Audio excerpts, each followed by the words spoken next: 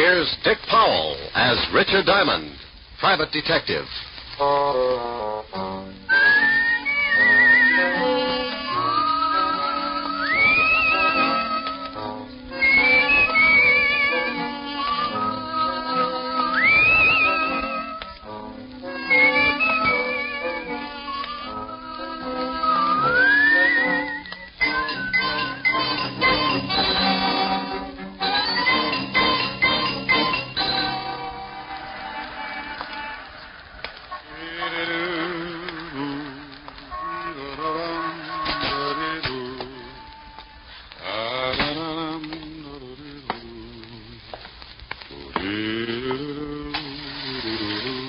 Good afternoon, Mr. Diamond. Oh, afternoon, Ed.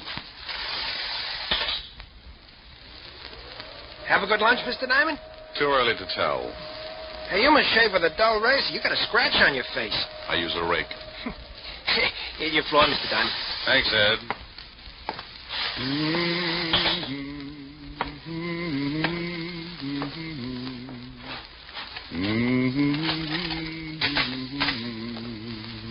Well, customers. Good afternoon, gentlemen. What can I do for... Oh, that was nifty, Ziggy. Is that Diamond? Yeah, Chino. That's him. Pick him up and drag him over to the chair, Ziggy. Sure thing, Chino. He's really out. Yeah. See if you can bring him around. Be a shame if he missed anything. Chino, would you mind holding my ash can handle? It might break his jaw. A pleasure, Ziggy. Diamond. Diamond. He looks like he ain't gonna make it. Maybe you slapped him too hard. You hurt me, Ziggy. You know how careful I am. Here. Try this pitcher of water. I felt like I was lying in the middle of a crowded sink and someone had piled all the dishes on my head. They turned on the faucet and I floated up with a dirty coffee cup and took a look around. I treaded water and squinted through my dewy eyelids at two of the ugliest dishwashers I'd ever seen. He's twitching. Oh. See, Ziggy, he's just lazy. Diamond, let us know when things start making sense. Oh, that's a dirty trick. Oh, he's talking screwy. What's a dirty trick, Diamond? I'm stuck in the drain. I think you hit him too hard. He's liable to be talking like that from now on. Give it time. Diamond, you'll pull yourself out. Yeah. How did you monkeys get in here anyway? He's back. Now go to work, Ziggy, but keep him with us. Hey, wait a minute. Oh! That's enough, Ziggy. Can you hear me, Diamond? He don't like it. He's going to be hard to get along with. Belt him across the ears. He'll listen. Hear me now? He's nodding his head. I guess he wants to keep his mouth shut so the teeth don't fall out. Fine. Now listen, Diamond. When you get a call from a Mr. Barton, turn down the job. Understand? Ziggy, see if he's tuned in. Oh. Yeah, Chino. He says now he's got his shirt on. Remember, Mr. Barton, you don't want to work for him. Think he gets it? Sure, Chino, but he looks tired from the strain. Oh. Then put him to sleep, Ziggy. Nighty-night, Diamond. He didn't have to say nighty-night. It was only 2 o'clock in the afternoon. He tapped me once more with a galvanized sleeping pill and tucked me away for a rest. The next thing I knew, a pair of gray suede gloves were patting my sore face. Maybe he didn't want to leave any fingerprints on my bruises. Mr. Diamond, can you hear me? Oh, you know, this can get monotonous. Go away. Should I call the police, Mr. Diamond? What? Oh, I was expecting uglier company. Could you sit up? I'm getting some of your blood on my shoes. That's tough. I'll turn it off. I'll bet your name's Barton. Why, that's right. How did you know? I'm lucky. Now get out of here. But I want to talk to you. I just had one long conversation, but it was too one-sided. Go on. My health is doubtful, but it's fun to have it around for company. Maybe $500 would pick you up? It might, for a while, but I don't like to waste that kind of money on funerals. $750? So they line the coffin with velvet. 1,000. You're begging to make a short life sound practical. If you do the job successfully, there'll be another 1,000. You just bought yourself a corpse. Let me wash up. Talk some more. I can hear you. It's my son, Roger. He thinks he killed a man. He thinks. What do you want me to do? Find out for sure so I can brag about it? Ever heard of a John Alter? Sure. Walt Levinson sent him up 5 years ago on a manslaughter rap. Well, he doesn't like it up there, and he'd like to get out. I don't blame him. What's this got to do with your son? I'm chairman of the parole board. Oh, you look much better now, Mr. Diamond. I can't stand the sight of blood. It doesn't bother me. It happens every week. So, you're the chairman of the parole board. Yes, some of Alter's friends promised to keep quiet about my son if I let Alter go free when he comes up before the board next week. And you think maybe your son was framed? Yes, about a month ago, he met a girl in Florida. Her name is Lenore Brown, and she's a friend of Alter's. How did they spring the frame? I beg your pardon? You must associate with a higher type thug. Spring the frame. Made it look like your son killed somebody. Oh. Well, when Roger, that's my son, went to pick up the Lenore girl at her apartment, he found her struggling with some man. That happens. It looked like he was trying to kill her. There was a gun on the floor, and she called to Roger for help. He picked up the gun and shot the man. She told Roger he had killed him and that he must get out. When we went back, they were both gone.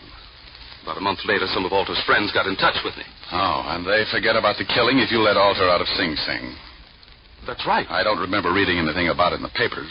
Well, you're the first one outside of Alter and his friend who know anything about it. You see, they say they're hiding the corpus delicti, so there was no report of the murder. Keeping a stiff handy isn't that easy. Why didn't you call the law? If my son did kill this man, that's the first thing I intend doing. But I have a feeling this man is not dead. Oh, you think maybe they staged the killing? Put blanks in the gun, and after your son beat it, the stiff walked out under his own steam? That's what I want you to find out. If my son is innocent, I want you to bring the parties responsible to justice. Amen. Here's a check for $1,000. If you find the girl and prove my son innocent, there'll be another 1,000 in your pocket. I'll sew up the holes. Well, thanks, Mr. Barton. I'll start right away. Goodbye, Mr. Diamond. You can reach me at the Wentworth Hotel. I'm staying there until this matter gets cleared up. I won't get in touch with you unless I find something. The guys who worked me over are pretty set in their ways, and there's no sense in you tripping over a lot of dead bodies.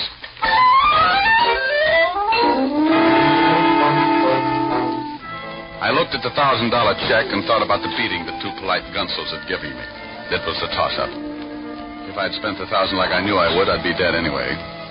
The two goons were probably still hanging around my building, and if they spotted me, they'd guess I'd taken the job. When I get more than $10 in my pocket, I smile all over. I went out the back way and through the alley. Had to start somewhere, so I headed for the 5th Precinct Police Station. When you're looking for a killer, homicide's got all the road maps on murder. An old friend and ex-partner was in charge. The men who worked the detail called him Lieutenant Levinson, but he had a couple of friends who still called him Walt. I was one of them. You earn that right when you work for a guy for 6 years. After I left the force, Walt started doing a solo, but he now had a sergeant who stumbled around after him. His name was Otis, and he had the biggest feet in the state of New York. Every time he took off his shoes, I wanted to grab a champagne bottle and launch them. I don't think he liked me. When I walked in, his face always looked like an advertisement for a sour stomach. Well, Richard Diamond, private detective. Well, Sergeant Otis, homicide's answer to the missing link. What was that last word? Well, you're half safe. I said link. Walt in? Yeah. You turn the knob and you push. Why don't you get that uniform cleaned? Some dad's going to get up and walk to the station without you. Well, hello, Rick. If you've got... Yeah. You must get tired changing your face every day. Somebody shove you around again? Been catching up on my patty cake, Walt. Tell me, did you ever know a bit of fluff named Lenore Brown? Sure, John Alder's expense account. Used to hold hands before I sent him up. Know where I can find her? Alder's still got her staked out. When he leaves stir, he's going to come back and dig up the claim. You better forget about it. She's got the antidote for lonely nights, but some of Alder's boys are protecting her. I know, yeah. They gave me a pep talk this afternoon. And then listen to them. Better watching the game from the bench.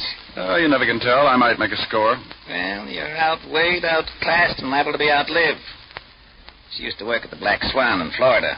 I heard Alder was trying to get a parole, and she came to New York to be close to him. Any lying on her here in town? No, but if she's seeing Alder, you might spot her on a visitor's day. And now, look, Rick, why don't you stop chasing two-bit thugs and come back on the force? I never had ulcers when we were working together. You know how I feel about that, Walt. I'm a restless guy. Sometimes I like to sleep late in the morning. Okay, Rick. Want me to call the warden and tell him you're coming? Yeah, thanks, Walt. Take it easy. Bye, Rick. Be a good boy.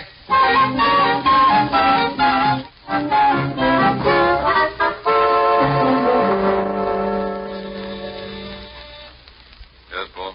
Mr. Richard Diamond to see you, Warden. Oh, send him in. You can go on in, Mr. Diamond. Thanks, Paul. Well, Rick, how are you? It's been a long time.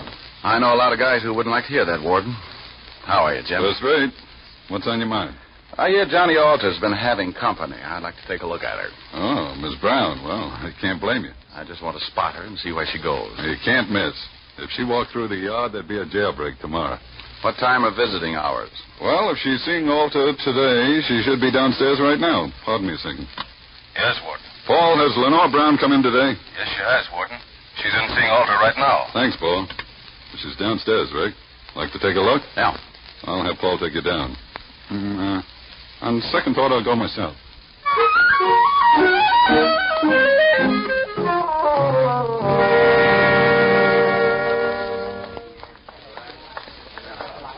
There she is, sitting at the end table talking to Alder.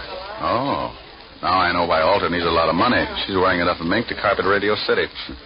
You should get a load of her on a warm day. Coat doesn't stop me. She'd show up, even if she's wearing a tent. How long has she got with Alder? About another 5 minutes. Warden, maybe I'll let you put me away for a couple of years. With something like that to look forward to on Visitor's Day, I might go for the change. Well, you'd get tired of just talking. Think what you could do on the outside. Yeah, I am, but it would probably send me right back up here. You want to stick around till she's through talking? Thanks, Jim. I'll wait in front till she comes out.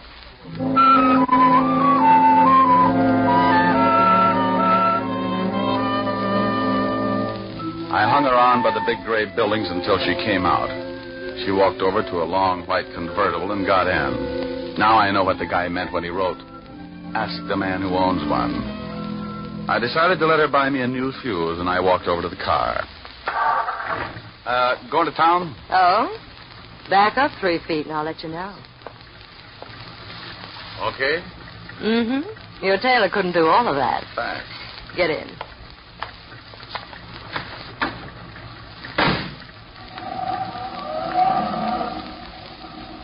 Visiting? Yeah, the warden's an old friend. How many years did you know him?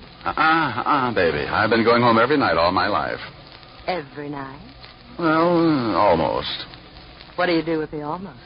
Depends. Everybody likes something different. You must get tired thinking up new ideas. Oh, I don't think much. It's more fun being surprised. Hey, what are you stopping for? We just got started. Surprise? Oh, yeah. And the nickel-plated one. Look, baby, you don't have to pull a gun. If I'm getting fresh, I'll get out and walk. You'll sit right there, Diamond. Oh, name dropper. Mm-hmm. Expecting company? Mm-hmm, and you've met them before, honey. That's nice. I wouldn't want you to get stuck with the introductions. That's your friends coming along in that car? It should be. Now hold real still. They'll only shoot you this time. Sometimes you're lucky. When a dame's got a gun on you, you don't stand much of a chance unless she's got her mind on something else. This one did. And when she looked up in the rearview mirror to make sure it was her boys, I tagged her. My two playmates were just pulling up in the green sedan when I went out of the car like a dry transmission. There he is. He's sliding up. Nail him. He let go just as I dived off the side of the road and hit the center embankment. I rolled to the bottom and came up looking like an exhibit for smallpox. He's down the hill. Go get him, Ziggy. There was a line of trees just off to the right, and I got to them just as Ziggy tried again. He needed a rifle. I was running through the trees then, and I could hear Ziggy somewhere behind me falling all over himself. I pulled my gun and thought about waiting for him. I could give him so many holes he'd whistle in a high wind, but I had another idea. I stopped and listened. He's around here somewhere. Well, come on. We'll spread out. That tore it right down the middle. They were somewhere behind me, and both of them were looking. I got him. Oh, I got him. Get off of me, you million. Get off. I got on a new suit. Oh, my deepest apologies, Gino. I thought you was Diamond. Can't you tell the difference, Ziggy? He's got on a blue suit. Oh, I'm a little colorblind. Now let's find Diamond. They started hunting again, and I cut off to my left and headed back to the highway. I reached the hill that sloped down from the highway, and I went up fast. The cars were about 100 yards down the road, and I used my last lung getting there. Lenore was still out, just like I'd left her when I put her to sleep. I went over to the Gunsel's car and lifted the hood. Chino and Ziggy could apologize all night while they looked for a new distributor. I went back to the white convertible with the unconscious nylons and got in.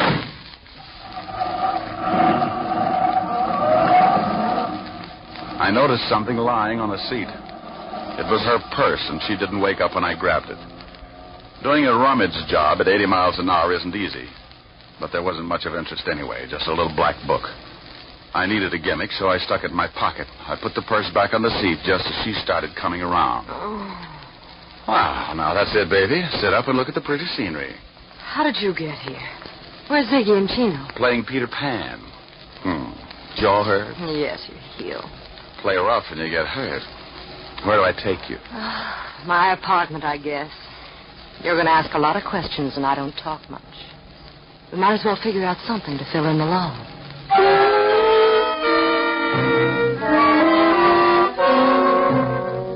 I drove to her place on East 51st and walked her to the door. She looked at me like a fat woman eyeing a French pastry, and her mouth slipped down to her shoelaces when I gave her a peck on the cheek and left her standing with an old front doorknob in her hand. I knew she wasn't going to spill anything, even if I got her drunk. Besides, she could probably drink Tony Galento under the table and still be sober enough to play hopscotch. I went back to the office and took out her little black book. There were a lot of names, and some of them I knew. Chino, and after it, likes his work. And Ziggy, and after his name, has own gun. Yeah, Richard Diamond, too. I never did figure out what the 3 stars were for. I forgot all about my date with Helen when the phone rang. Yeah? Hello, Rick. Oh, this is Fang Wu Sunday Chop Suey Para. Now, Fong Wu, call Mr. Richard Diamond to the phone chop. He's got a date and she doesn't like being stood up. Hello, Helen. Hi. What was all that about? Forget you had a date with me? Yeah, I did. And I'm sorry, baby, but right now I'm being chased like a hopped-up fox. I haven't had time to curl up and relax. You're impossible. I know it. Want your sorority pen back? Well, I'll make up my mind when you get here. I'll give you my Lone Ranger magic decoder. You fool. Are we still going steady? Oh, yes. Rick, when am I going to see you? Honey, right now I got some reading to do. Why don't you go to a movie? Little Women past the senses. I'll be over later. I'll probably end up marrying an usher. Don't be too late, Rick. I won't. Besides, we get along better early in the morning. Bye. Bye, baby. I sat there for a minute thinking about Helen Asher and wondering why I hadn't learned how to butter my bread. She was everything a guy should want. $10 million playing multiplication in a fat trust fund. A figure that would snarl of any quiet intersection. And a mind that would give a master's degree in inferiority complex. Diamond, you fool, you. Well, Lenore Brown's little black book was a poor substitute for an evening with Helen, but 3 items put me in second gear. They weren't hard to find. Take out all the men's names, and there they were, 3 addresses. One was in the Village, another in Harlem, and the last was somewhere in Chinatown. All of them were a setup for a dead man who wanted to make himself scarce. I wanted to talk with Barton before I started hunting, so I called the Wentworth.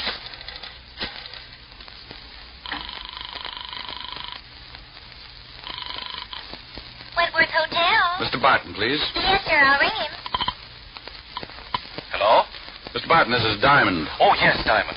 Did you find out anything yet? Not yet, but tell me, did your son tell you what his victim looked like? Why, yes. He said he was a dark man with a scar from his nose to his chin. He said he'd never forget it. Oh, well, thanks. Maybe I'll call you tomorrow. I hope you clear this thing up in a hurry. So do I. I want to get my nerves untangled. I took the easy address first, grabbed a cab, and 20 minutes later I was walking down the steps of a little dive on the east side of Greenwich Village. It was a shabby little place, and the customers had enough long hair to give a two-pay deal of the DTs. A fat waiter walked over and eyed my clean shirt. He was wearing an apron that looked like he'd made the salad on it. He was swell. You wanted something, Mac? Yeah, a pound of egg noodles. Just sweep them up off the floor. Do you know anyone named Lenore? Lenore. Oh, sure, Lenore Brown. Hey, she comes in here about once a week, listens to the kid at the piano. Now, why would a classy dame like that go out with him? He don't play the piano so good. You ever see a guy with her? Dark man with a scar from his nose to his chin? No, she always does a single. Yeah, well, thanks. Hey, you still want those noodles?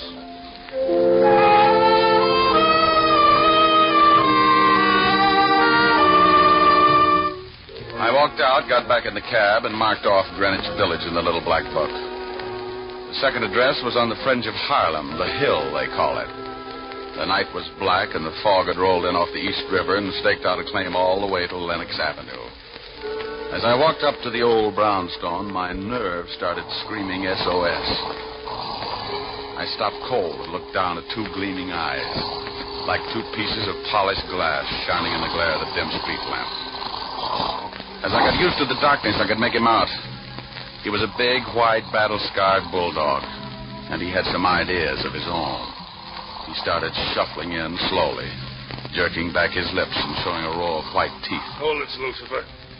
I hadn't heard him come out on the porch. He was a big man wearing an off-white undershirt. And from what I could see, he looked meaner than his dog. The animal stopped, but he kept facing me, showing off his toothpaste smile.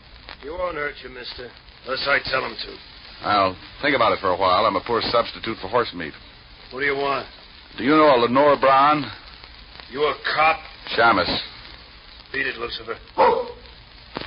Thanks, pal. I couldn't hold my breath much longer. You can come up on the porch. You're looking for Lenore Brown, huh? Yeah, know her? I met her. My wife works for her. Is your wife in? Yeah. Esther! Yeah? Come here. Some private dick wants to talk to you. She's Miss Brown's private maid. Yeah. Your husband tells me you work for Miss Brown. Yeah, what's she done? She got many friends? Men friends. No. You know a dark man with a scar? Oh, sure, I know lots of them. What are you talking about, woman? Oh, I meant someone who Miss Brown knows. What did you mean by that, mister? Look, I really don't know anybody with a scar. Now you better beat it. Yeah. Get moving. And I want to talk to you, woman.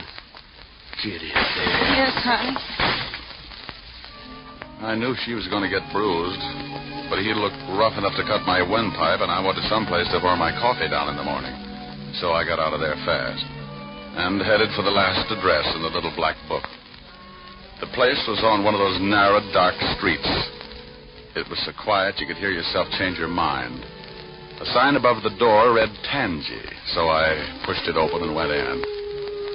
If I didn't find a man with a scar here, I was out on strikes.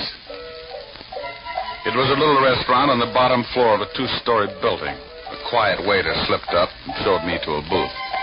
He shoved a menu in my hand and disappeared before I could ask him anything. The place was empty except for an old couple sitting near the door. The waiter said something to them, and they looked quickly over at me, and then they left in a hurry. The room was completely empty now. Even the waiter had disappeared. I looked up at a flight of stairs at the far end of the room. A pair of very healthy ankles came into view, and they were holding up a pair of legs that ran my blood pressure up to 190 again. I eased my gun out and held it under the table. Lenore turned the corner and started down toward my booth like a loose snake in a rabbit pen. Mind if I sit down? It's your party. Shame on you. Don't you know it's not nice to pilfer a lady's handbag? Now, Mama will have to thank. Looks like the last address paid off. If you're buying shrouds, it did. Where's the guy that young Barton was supposed to have killed? Upstairs. But he's very unsociable. Hates long conversations. I only need a couple of lines. He can't even do that. He likes to keep on breathing. Old man Barton figures Alter framed his son. He's not going to let your boyfriend out of Sing Sing until he finds a man with a scar. Think he can do better than you did? Well, I found him. Was it worth dying for? I don't know. I can tell you better after I talk to him. Mama's going to have to spank sooner than she expected. Come in, boys. Well, look who's here. Are Mama's two big idiots out collecting blood again? Where are your buckets? Oh, he's bitter. Present! You've met Chino and Ziggy before, haven't you? Yeah, on the end of a fist. They want to show you the town. I know the beat. I'll bet you've never seen it from the bottom of the East River. No, but if you'll put on a bathing suit, I might buy the idea.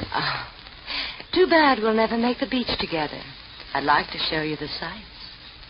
Boys, you better help Mr. Diamond out of the booth. I think he's stuck. You know how it is. The boys like to keep moving. So do I. I shot once and caught Ziggy in the stomach, and I dumped the table over on Chino. He grabbed like he was going to waltz with it. I didn't even have to get up. I just shot him through the cover chop.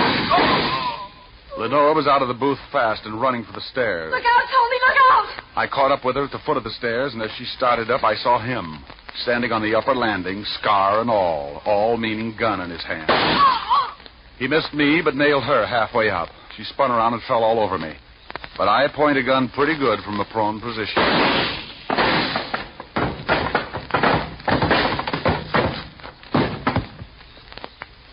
You should have kept your nose up, mister.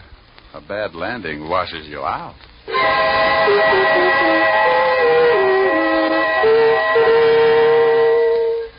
I called Lieutenant Levinson, squared myself. Then homicide came down and cleaned things up. They were all dead, and I figured I never would reach the beach anyway. I phoned Barton, who took his son down to the morgue to look over the night's take. Young Barton identified the man with the scars, the one he thought he'd killed. They gave me the notch, and I made another call. This time to a pair of silk pajamas with an understanding heart. It was late, but I was hungry. Oh, good morning, Mr. Diamond. Isn't it rather late to be calling? You know something? You're right, Francis. It's 2 a.m. Time for all good butlers to be Betty by. Miss Helen is in the library, but I'm not sure whether she wants to see you. Well, you just run along and get some sleep. I'll find out and let you know. Very good, sir. Confidentially, she's a little peeved. Look. Chin up, Mr. Diamond. Francis, if she gets tough with me, I'll knock her teeth out. Oh, my goodness. Oh, my goodness. Francis, is that who I think it was? Oh. Hi. The food was cold a long time ago. So's my date. I'm sorry, honey. Oh, that's all right. The fire's almost burned out. It's 2:00 in the morning, Mr. Diamond. I've sat through 2 features of Tom and Jerry and the 4th chapter of Batman, Hops of Freight. Oh, come on, don't scold, baby. I haven't in weeks, but I've been rehearsing this for the past 2 hours, and you're going to listen. And that's another thing. You never play when I want you to. Only when I've got you on the carpet. That sounds like fun. Now, stop being glib.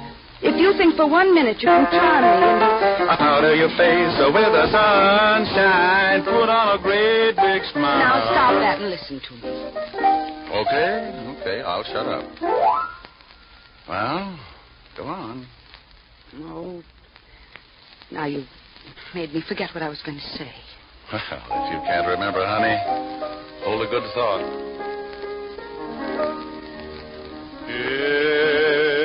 It's a big, wide, wonderful world you live in. When you're in love, you're a master. Of all you survey, you're a gay Santa Claus. I just remembered. Too late now, honey. I'm rolling. There's a brave new star-spangled sky above you. When you're in love, you're a hero, a Nero, Apollo, the Wizard of Oz. Oh, Rick, how do you do it? You've a kingdom, power and glory.